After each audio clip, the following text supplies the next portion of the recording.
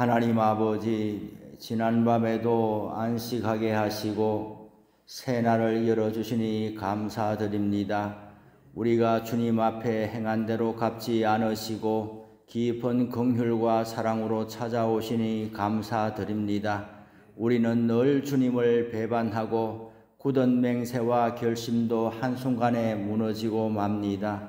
주님께서 주시는 잔은 그것이 고난의 잔이든 향기로운 포도주의 잔이든 순종으로 받들어 섬기지 못하였습니다. 때로는 두려움으로, 때로는 이해가 되지 않아서, 때로는 우리의 완악함으로 인해서 순종의 길을 걷지 못했습니다. 주님께서 우리를 붙들어 주지 않으시면 한순간도 믿음을 지킬 수가 없습니다. 우리의 심령을 강권하여 주셔서 주님의 사람으로, 주님의 복음을 증거하는 사람으로 살게 하옵소서. 하나님 아버지, 진리를 대적하는 거짓과 술수에 현혹되지 말게 하시고 우리를 향한 주님의 뜻을 분별하며 주신 사명 감당하는 용기를 주옵소서.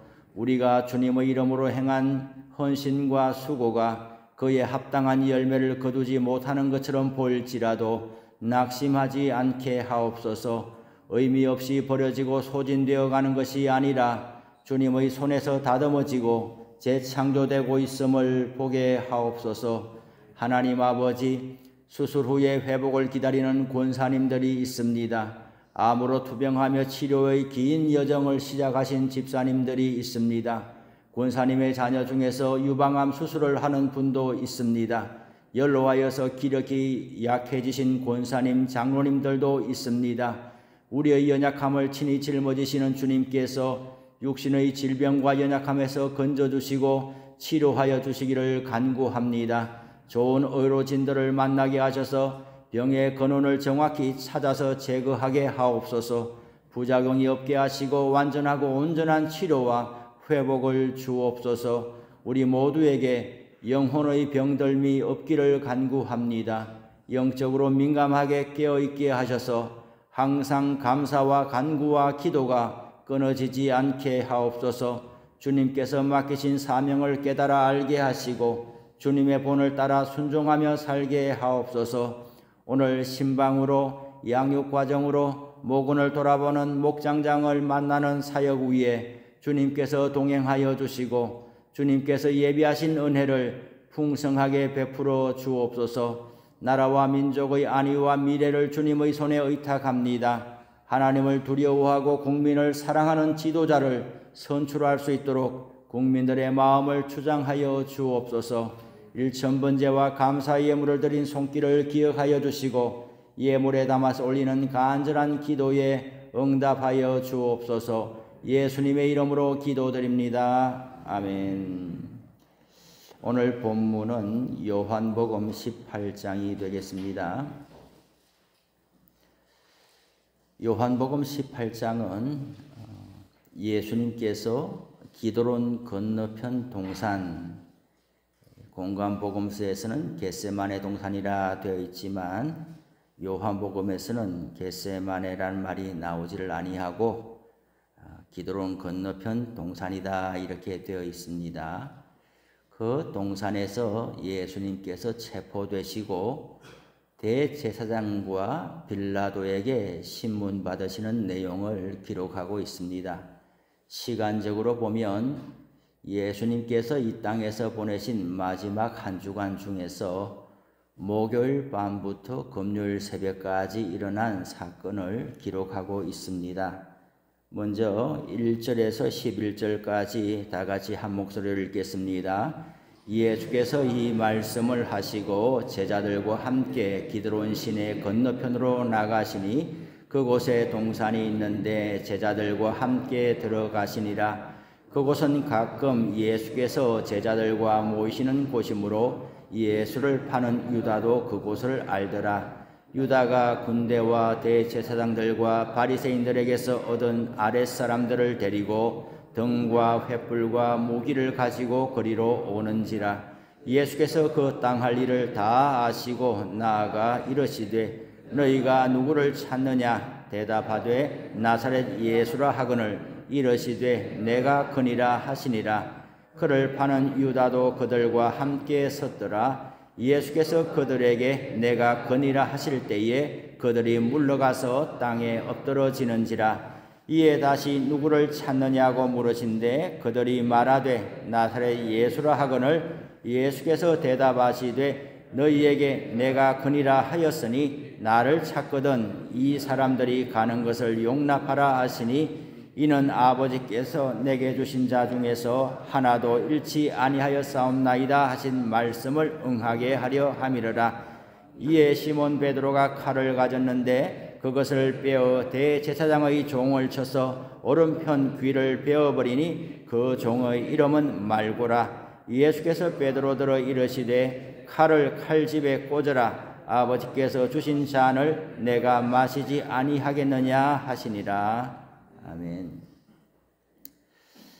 예수님은 목요일 저녁에 다락방 강화, 다락방 설교, 요한복음 13장에서 17장까지 긴 설교와 기도를 마치고 나서 제자들과 함께 기드론 시내를 건너서 동산으로 갔었습니다.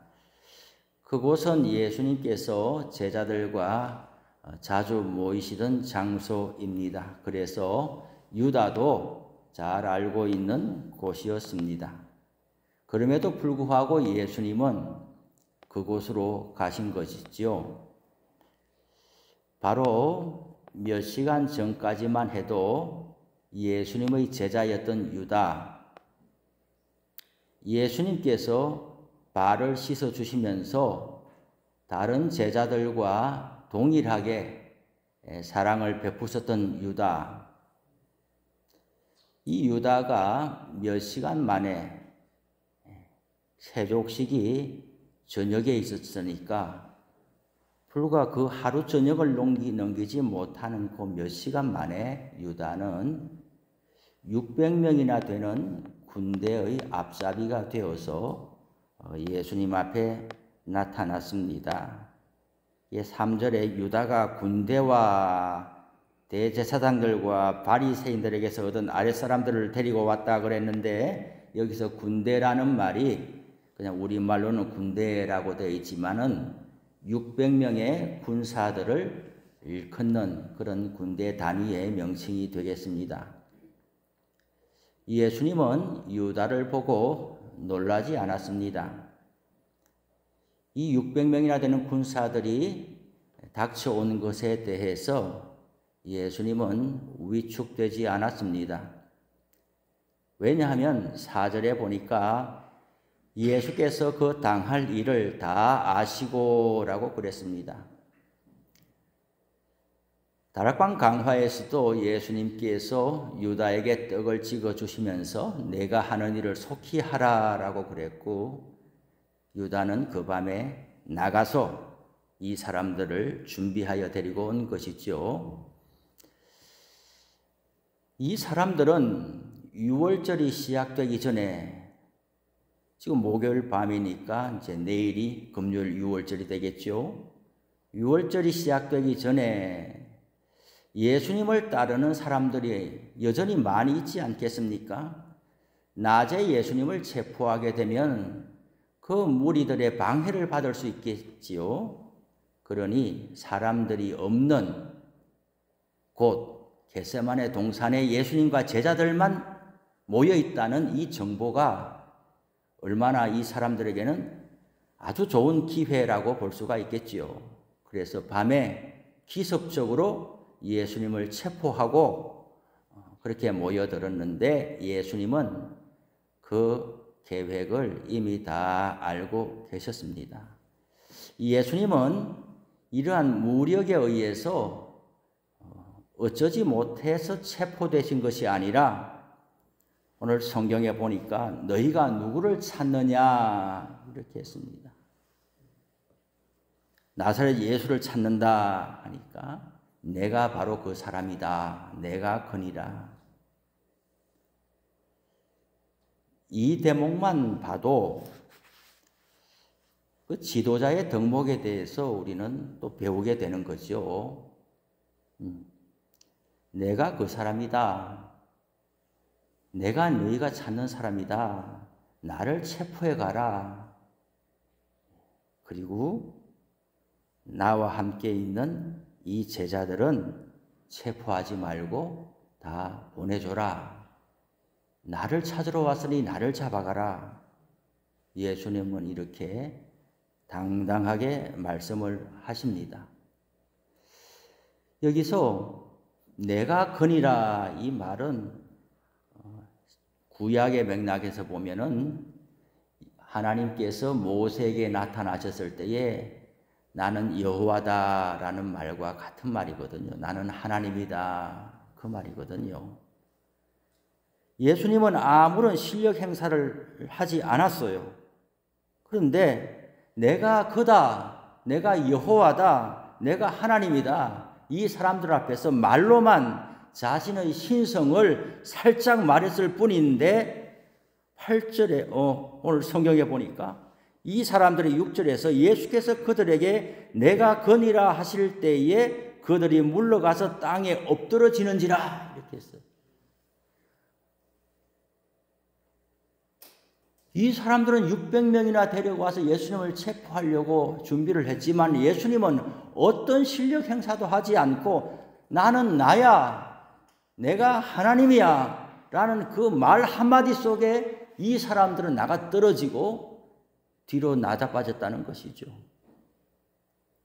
예수님이 얼마든지 하늘의 천군 천사를 동원하지 않아도 그 신적 권능, 존재 자체만으로도 사람들의 범접할 수 없는 위상과 위엄이 있고 시내산 위에서 하나님께서 구름과 불과 연기 가운데 임재하셔서 짐승이라 할지라도 하나님의 임재 가운데 접근할 수 없었던 그런 강력한 현상을 동반하지 않아도 예수님은 좋은 사람의 모습으로 가만히 서 있기만 해도 사람이 범접할 수 없는 신적 권능이 있는 것인데 예수님께서 사람들에게 체포되어 가신다.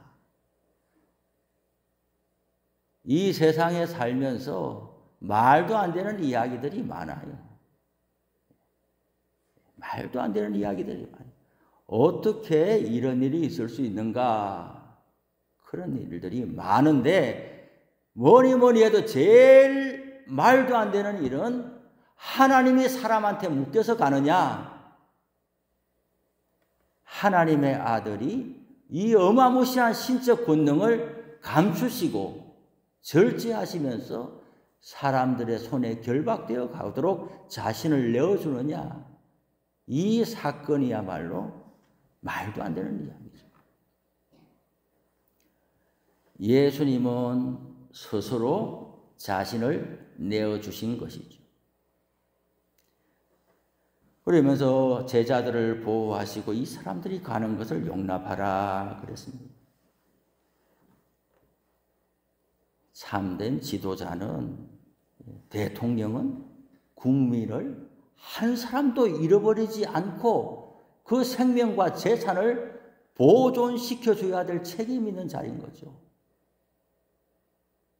이 한 가지만 봐도 분명하지 않아요.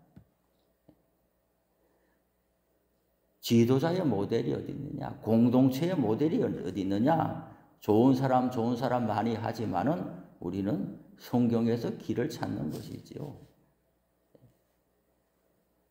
대통령은 국가의 지도자니까 국민들의 생명을 지켜내야 되는 사람인 거예요. 다른 공동체도 마찬가지죠. 예수님은 자신의 몸을 내어놓으시면서 제자들 중에 한 사람도 자신으로 말미암아 해를 당하지 아니하도록 지켜주시는 거예요. 지금도 마찬가지. 예수님은 선한 목자다 그러셨어요. 아버지께서 내게 주신, 요한복음에는 이런 구절이 자주 나오죠. 사람들도 말이죠. 아버지께서 내게 주신 사람들이라고 그래요, 예수님이. 영원전부터 하나님께서 작정하신 사람들을 성부 하나님께서 성자 예수님에게 넘겨주셨는데 그 사람들을 예수님께서 받아서 한 사람도 잃어버리지 아니하도록 예수님은 보존하고 지키신다는 것입니다. 예수님이 체포되실 때에 베드로는 칼을 휘둘러서 대제사장의 종 말고라는 사람의 귀를 잘라버렸습니다. 얼마나 충성되어 보입니까? 뒤에 조금만 넘어가면은 대제사장 안나서의 그 종이 아랫사람이 있잖아요. 예수님께서 안나서의 신문을 받으면서 따박따박 대답을 하니까 이 아랫사람이 뭐라고 합니까? 예수님을 때리면서 내가 모시는 대제사장한테 이렇게 말대꾸나 자꾸 할 거야 하면서 예수님을 때려버리잖아요. 충성된 사람 같죠. 야, 이런 행동 대장 있으면은 든든할 것 같아요. 그렇지가 않아요. 그렇지가 않은 거죠. 세상에서는 이런 사람 한 사람 뭐 직원으로 두고 이런 사람 한 사람 정말 심부름꾼으로 두면은 세상에 호위무사가 되니까 든든하고 칭찬할 것 같지만은 오늘 베드로의 행동을 보시고 예수님은 야, 너야말로 내 수제자답구나. 다른 제자들 다 겁먹어가지고 꼼짝도 안 하고 얼어있는데 칼이라도 뽑아가지고 600명을 처리하지는 못해도 종이라도 그냥 귀라도 잘라버리니까 너가 잘한다. 이렇게 예수님은 말씀하지 않았어요. 예수님이 뭐라고 그러셨어요? 칼을 칼집에 꽂으라. 다른 복음서에 보면 칼로 흥한 자는 칼로 망한다 그랬어요. 칼을 들고 와서 예수님을 해하려고 하는 사람에게 칼로 맞대응을 했더니 예수님은 오히려 베드로를 책망하셨습니다. 하나님의 나라는 이런 식으로 이루어지는 게 아니다. 이런 식의 방법이 나를 위하는 게 아니고 이런 식의 방법이 내 제자인 것이 아니고 그러면서 예수님은 아버지께서 주신 잔을 내가 마시지 아니하겠느냐? 또 나오죠, 이런 표현이. 아버지께서 내게 주신. 여러분, 하나님께서 예수님께만 주신 것이 아니라 우리 모든 사람들에게 주시는 몫이 있는 거예요. 잔이다 그랬잖아요. 이 잔은 무슨 잔이냐? 구약의 표현을 빌려온 것인데 하나님의 진노가 끓는 진노의 포도주 잔이거든요.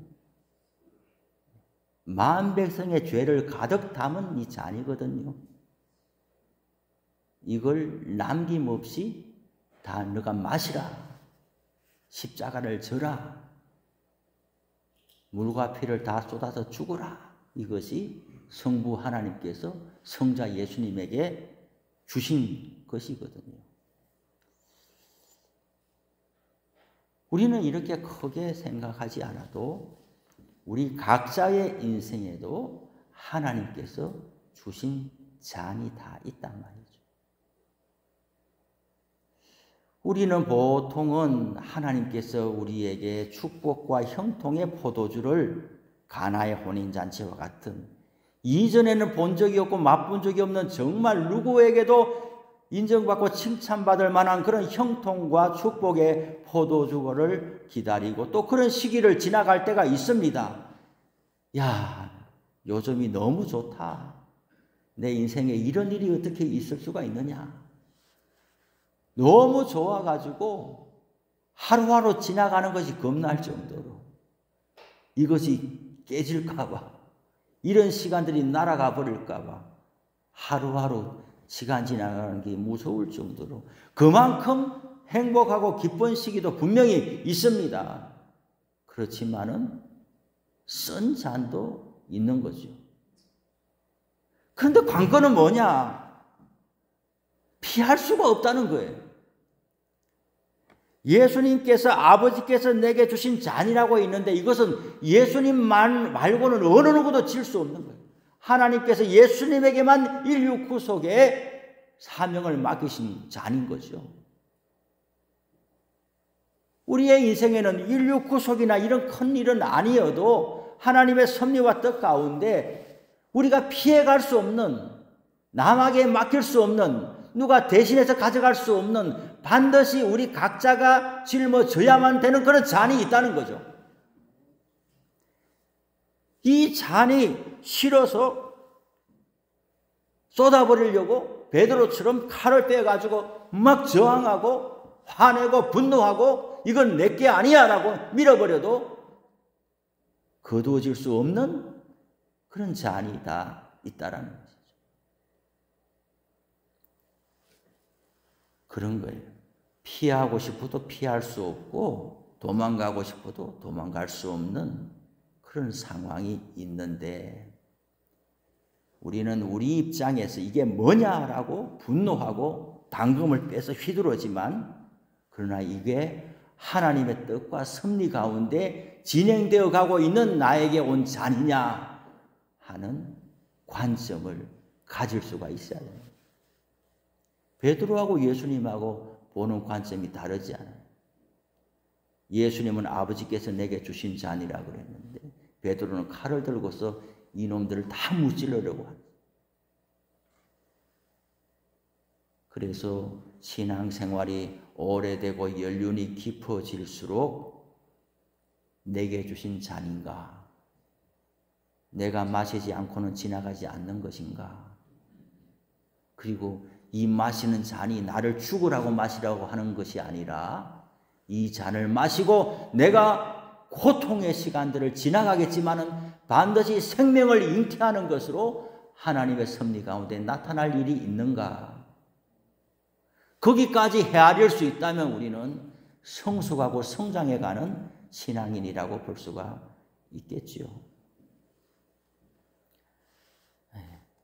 뒤에 이어지는 내용에 보면 베드로가 예수님을 부인하는 대목이 나옵니다.